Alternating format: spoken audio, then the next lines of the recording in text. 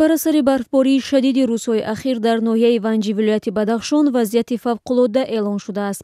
دولت بیبی رجب و رئیس ناحیه ونج روز 15 فوریه در صحبت با رادیوی آزادی گفت بلندی برف در قسمت ونج بالا تقریبا به 2 متر رسیده است.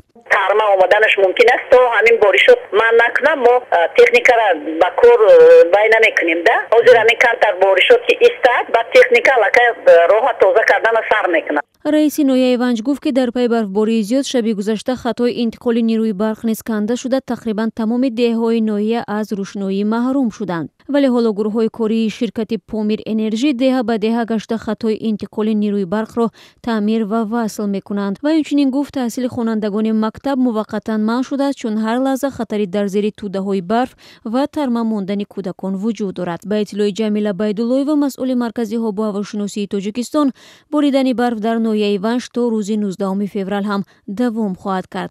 مسئولان از ساکنان محلی دعوت کردند که به واهمه نیفتند و از چاره‌های پیشگیری کننده فوجیه در نزد منزل زیست خود و اطرافشان کار بگیرند. ولی صمد عطایف یک ساکن دهه گرمچشمه جماعت روند ناحیه ونج در صحبت با رادیوی آزادی برفباری 2 روز اخیر را فلاکت عنوان کرد. به گفته عطایف در این دهه که از مرکز ناحیه 45 کیلومتر بالاتر جایگیر است بلندی برف 1 متر و 65 سانتی متر شده است. تماما کاملا محکمی ندین روز تراکتور روز دادی ترما اومدگی ما بین قشلاق مدیخر و قشلاق شرگاواد و دوب داد دو جو ترمای کلان اومدگی این آقا تراکتور با او طرف میره و میره و این یک تراکتور دور آمگی یک تراکتور قطعی 45-50 کیلومتر اسپید نمیکنه دو طرف.